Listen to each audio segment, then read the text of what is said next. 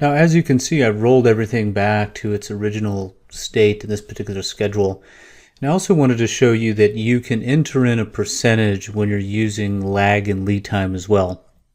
So I'll take these two tasks, number 3 and 4, and I'll double click the join line and look or notice the durations between the two tasks. Secure project sponsorship is 4 days.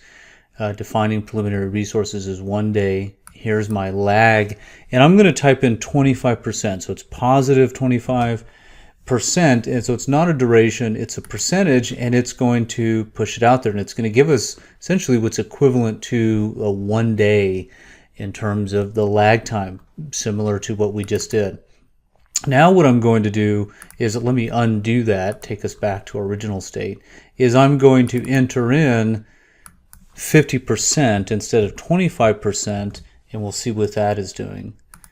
And so that increases it to the 2 days, because essentially what it's doing is it's looking at the predecessor task and saying, what is the duration of that task? And when you put the percentage in there, it's a percentage of that predecessor task. So as this changes to 8 days, we then start to get a longer lag time as this increases. So some of you, where you think it's going to be a little bit more dynamic, might want to put the lag or the lead time in as a percentage as opposed to a fixed value.